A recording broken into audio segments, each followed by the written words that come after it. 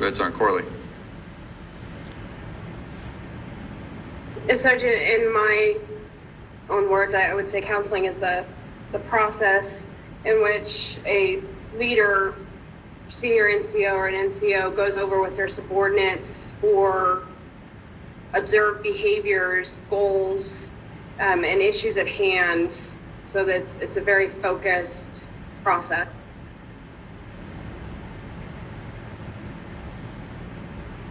All right. Who wants to go with coaching?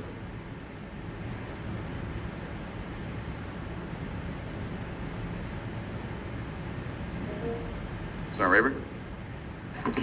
Coaching to me seems like if you're having an issue with something specific, maybe job related, maybe not, then setting aside time to help with that particular task, teaching it and ensuring you're doing it properly and getting better, improving on it. All right. And then who wants to go with mentoring?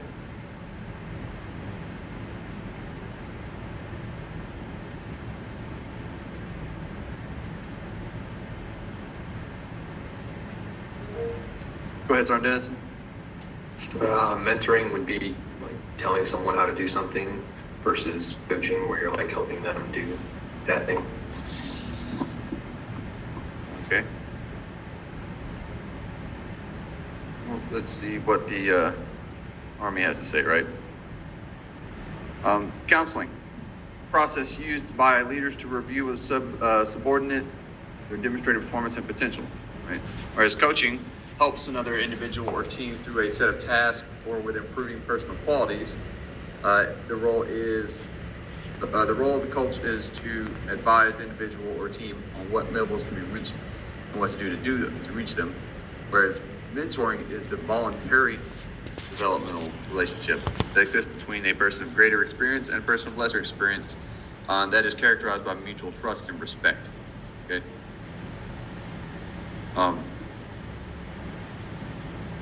How many individuals here do we have that actually say, I have a mentor?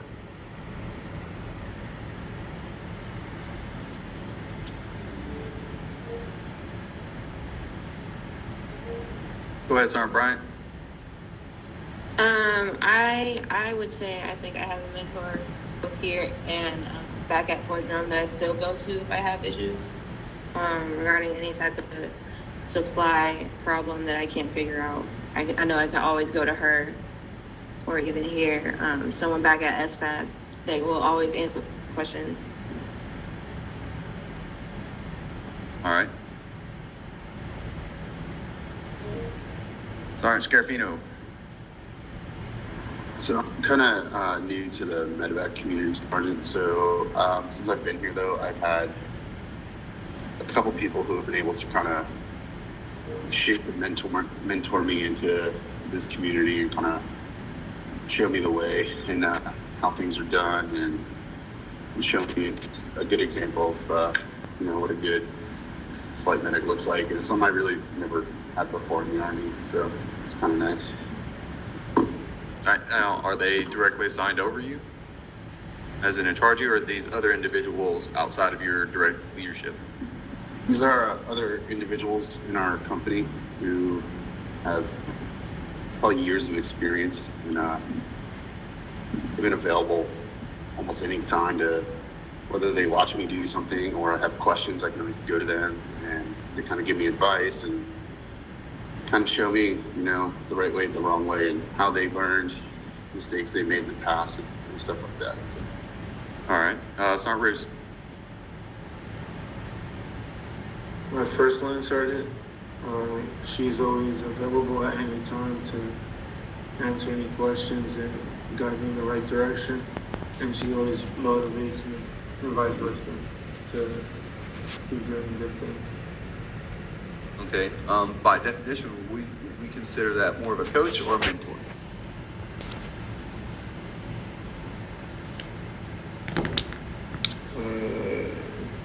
Maybe a coach. Right. One of the biggest things we want to take out of the mentorship is a voluntary, right? It's a voluntary. First line leaders you can't mentor your soldiers, right? You lead them, you coach them, you counsel them, right? You want to become their mentor. And to be their mentor, they can no longer be underneath you, because then you are required. That is your duty to coach them and counsel them, right? Whereas the mentorship is a voluntary developmental relationship. So when they leave, and you continue to mentor them, right? That is when you become that true mentor. Everybody see the difference there between a counselor or the coach and mentor? Roger, Sergeant. All right. Give me.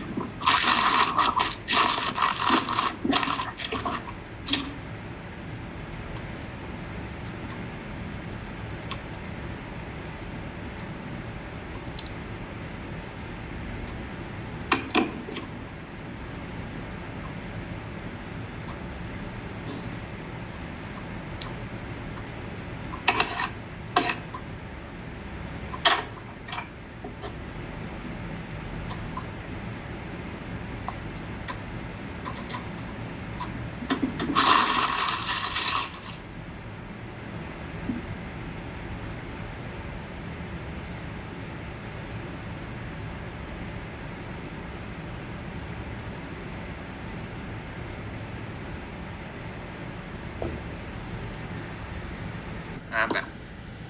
So, qualities of a good counselor: respect for your subordinates, self-awareness, cultural awareness, empathy, and credibility. How many of these qualities have you seen in your current counseling sessions?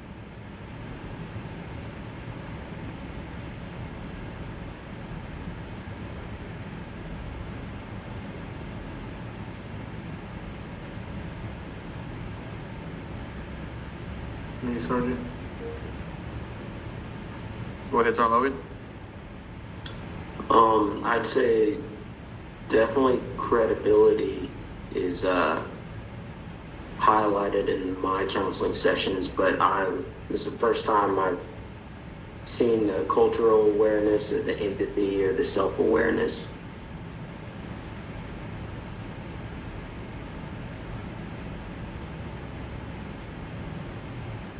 Okay. What else? Anybody else?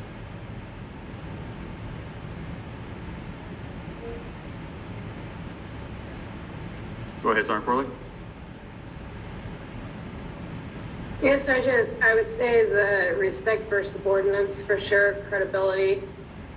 I don't really notice the other three unless I just didn't know what to look for. But I know every time I've received a counseling, they're very respectful and make sure that I understand what's going on and break everything down for me.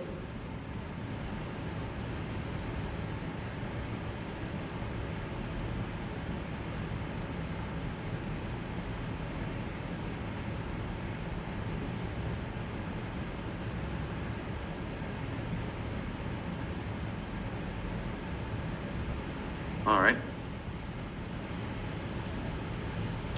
Do we all feel that these are good qualities? Yes, Sergeant, definitely. All right. So I want to do a little activity here, and we're going to test out this new little interaction feature we have here on collaboration, breakout groups. So I'm going to break everybody into groups. We have 5 qualities here, so I'm going to break you into 5 groups.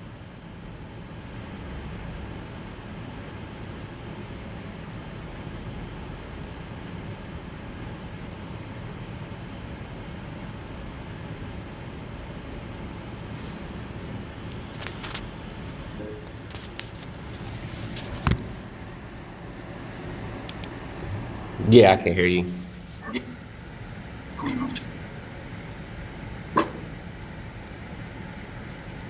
So, just because I kind of forgot,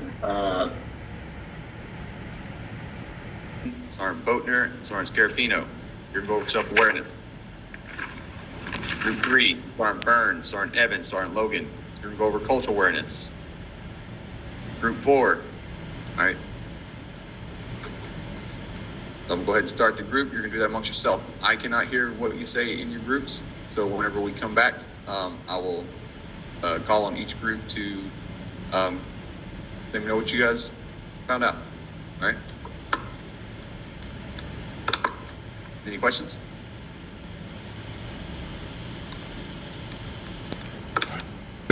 Sorry. All right. You see how this goes? No, I think he said we had cultural awareness.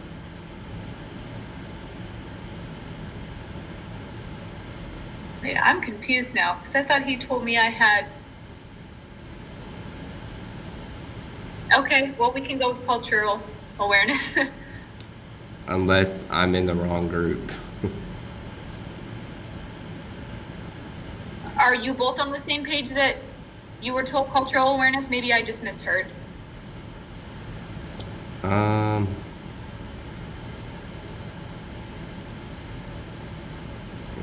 I wrote it down, so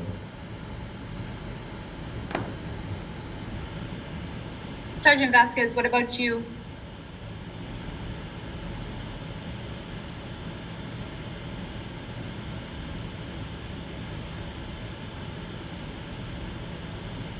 Okay, I guess we can just go over cultural awareness then. Let's do that, especially since you wrote it down. What are your thoughts about the importance of that in counseling?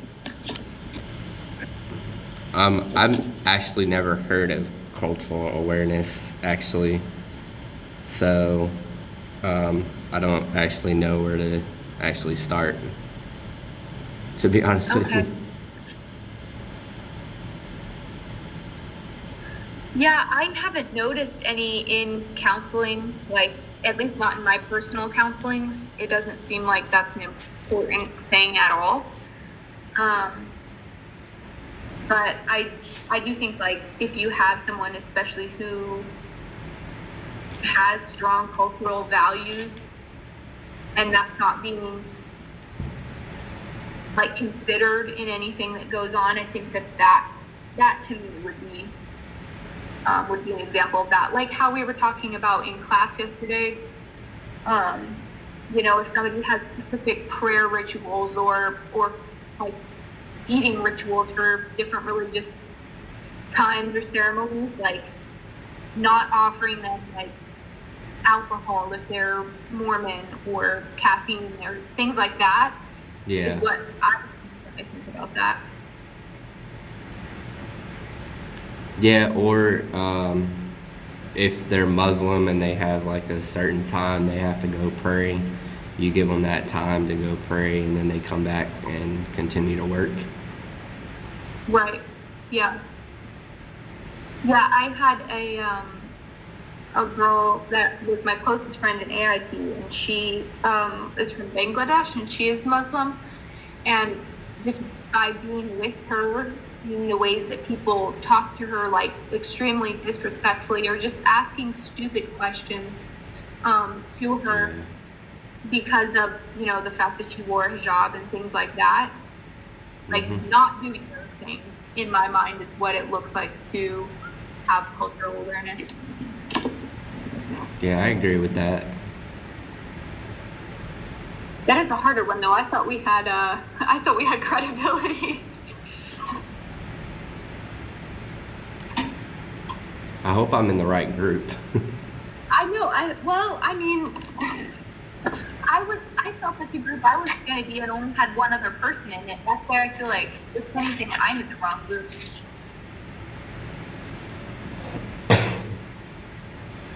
Yeah.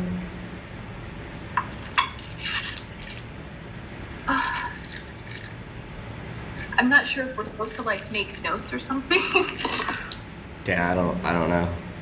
I'll write down a couple of things just so we have something to say.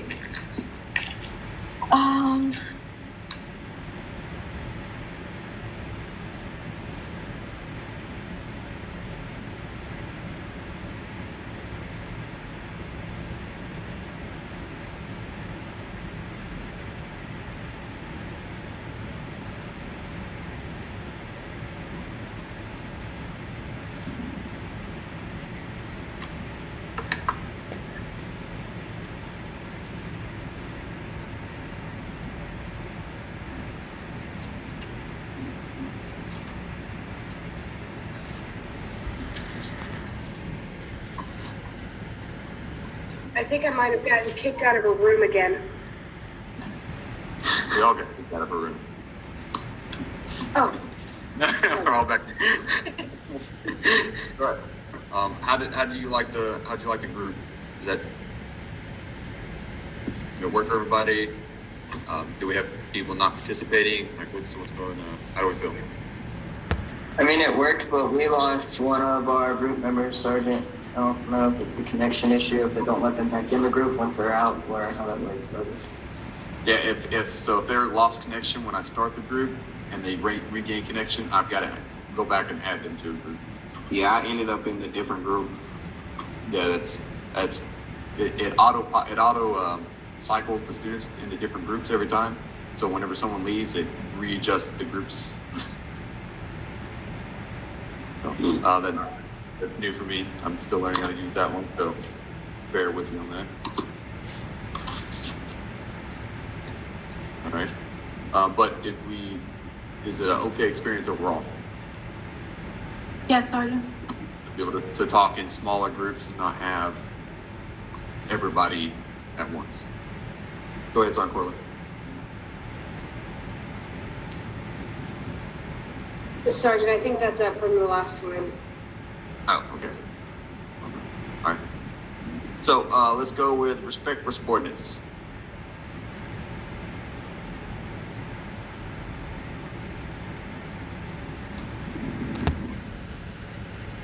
Get a rep from group one.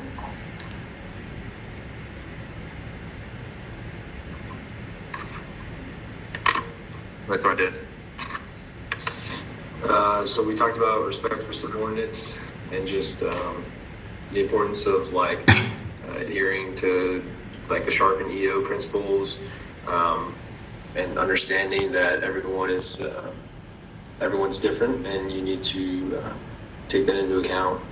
It kind of crossed a little bit into cultural awareness, but like taking that into account during your counseling sessions, that they're a human being too, their own lives, and yeah, adapting that into your counseling style. All right. What do we think for the rest of the other groups? We agree, disagree, have your own input? can agree, Sergeant.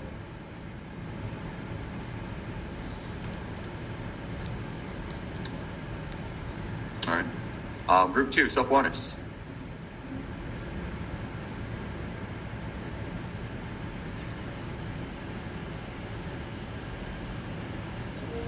Go ahead, Sergeant Scarpino. So we discussed self-awareness, Art.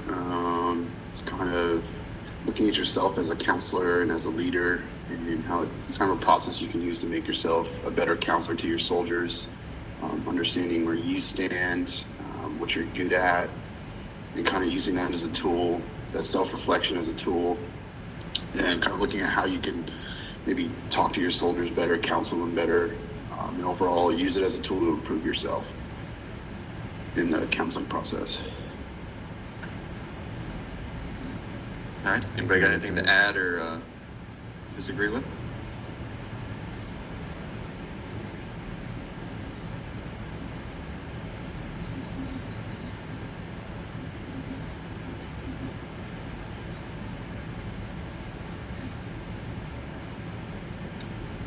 All right.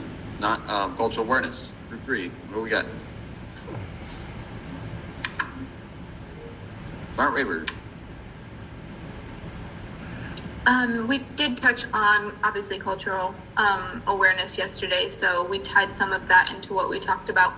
Just making sure that you educate yourself on different either beliefs or practices of your soldiers, so that you don't end up offending them and then will later on have a hard time communicating. And also just making sure that you are knowledgeable in those things about your soldiers is also just going to create a bond and a form of trust and show them that you care about their life and what they believe and do.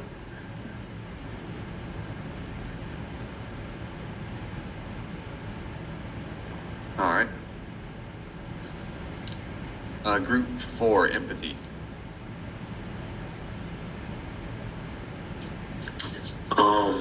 you said empathy ties in real well to some of the other events. At first, we kind of thought to ourselves that empathy wasn't really that important, but after talking about it a little bit, we realized that it ties in really well with cultural awareness and respect for subordinates. You can't just treat people like they're a DoD ID number and expect to get, good results. The other thing that we said was it helps retention. If you show people that you care about them, they're more willing to stick around or, put more effort, gives you a better drive out of that individual soldier. All right. Anybody agree or disagree? Sergeant Rivers, what we got? I also said that it helps you build like that human connection, and the soldier will feel more, I guess, personal with you if you show empathy rather than just treating them like a robot. All right. Anybody have a different view or opinion?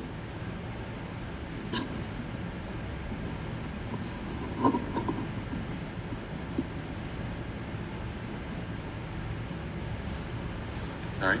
And the last group, credibility.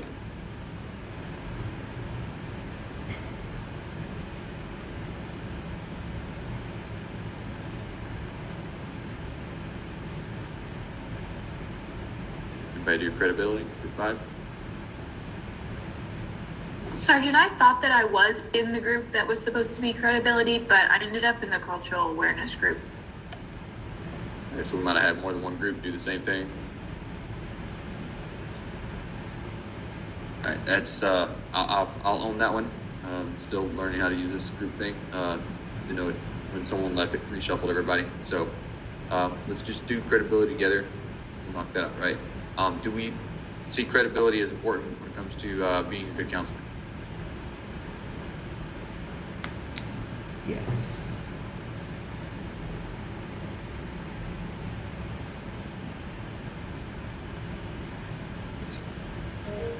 All right. I think it's one of the most important because your soldier's not going to listen to what you're saying if they don't think that you're credible. If you don't have the backing behind what you're saying, they're just going to let it flow right in one ear and out the other. All right, Sergeant Scarfino.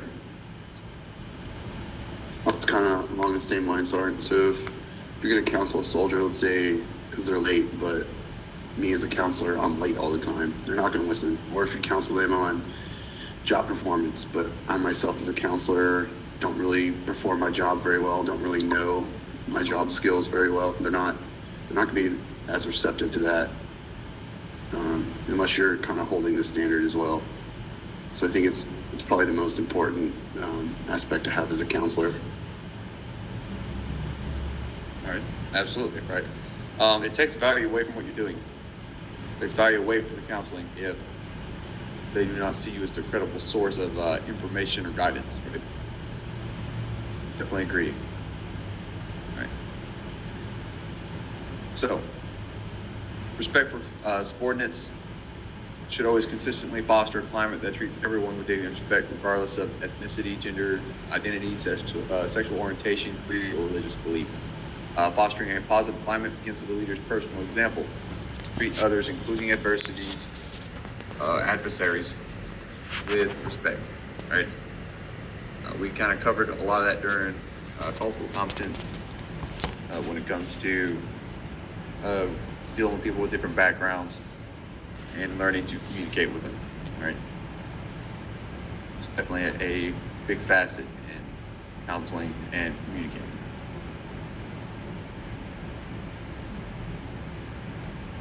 Self-awareness. If you guys read it, I don't think I need to read every slide personally.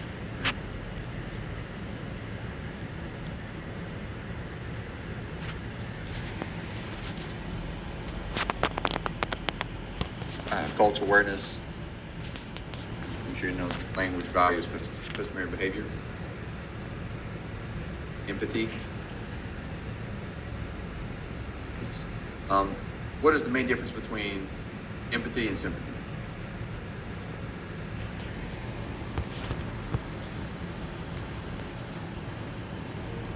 Dr. Corley. The sympathy is like having pity for somebody. You change their behavior, kind of help them. But empathy, you're understanding where they're coming from, but you're not going to let it affect you personally. You are able to keep yourself distance in order to help provide them help.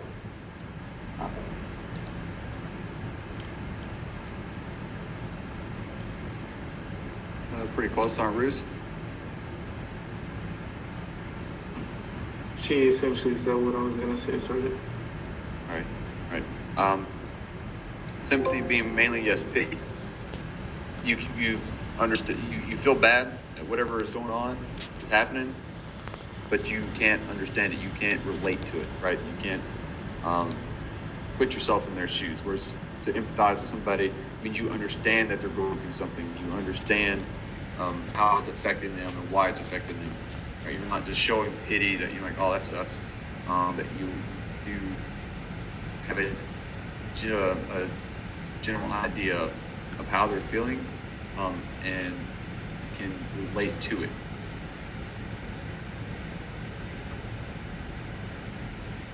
So having empathy, not sympathy for one another, and it leads to a deeper understanding of what's going on with your soldiers.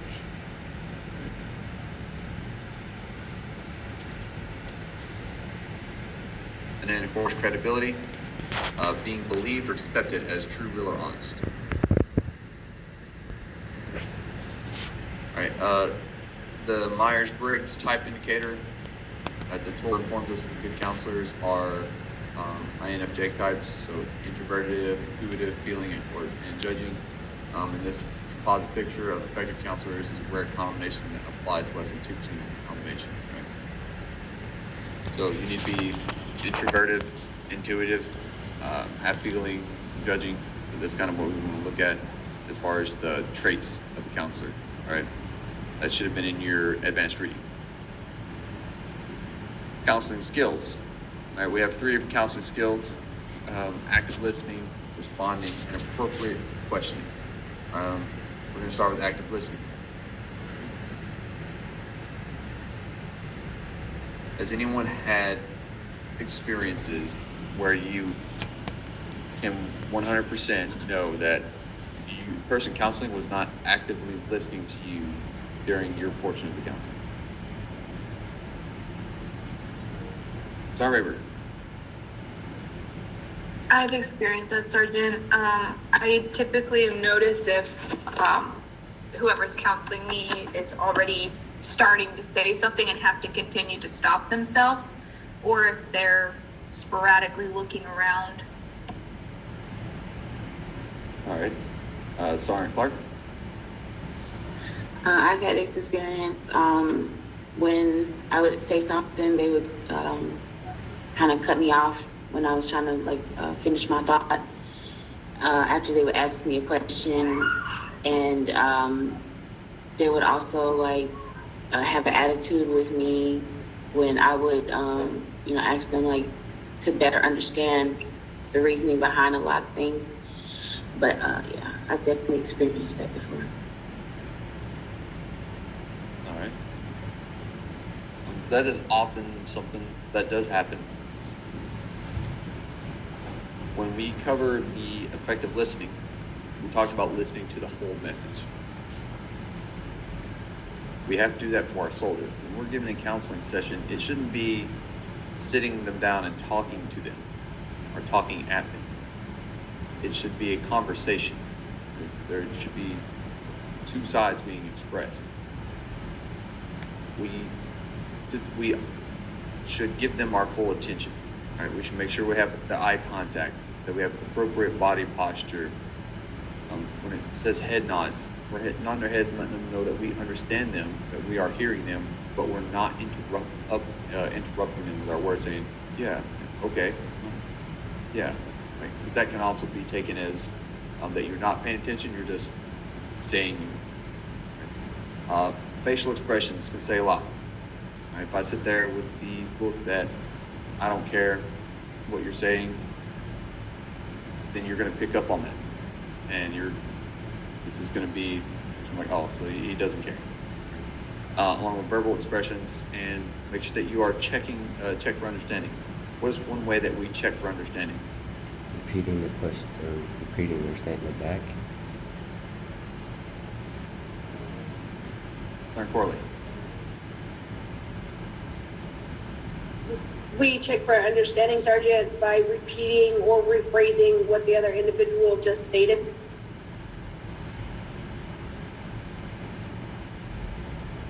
All right, Sergeant Raber. I was pretty much gonna say the same thing, Sergeant, but just asking them, first of all, for if they have any questions, and additionally, if they can repeat what you said. Okay.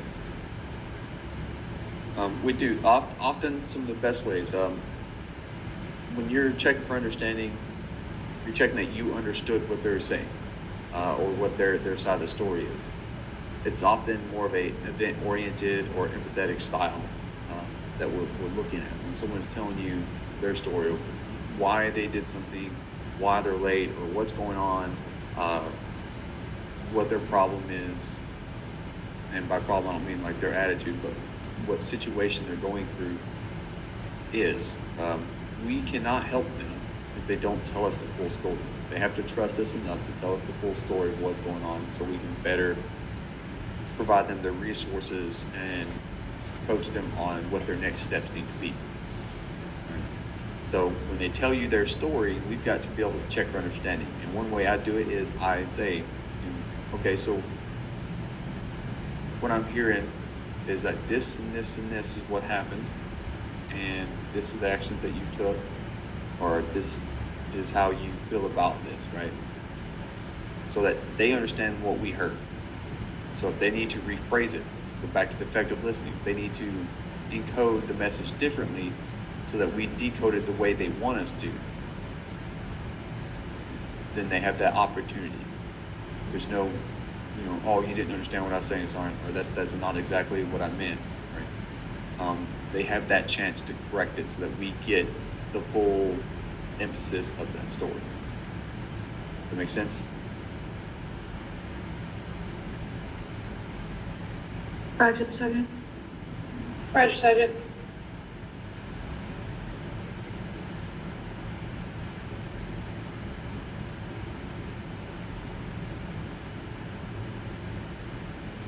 All right. Any questions on the active listening portion?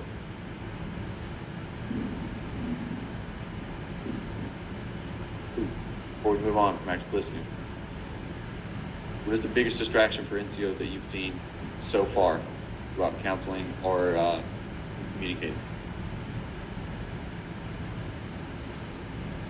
Cell phone ringing. Darn Corley.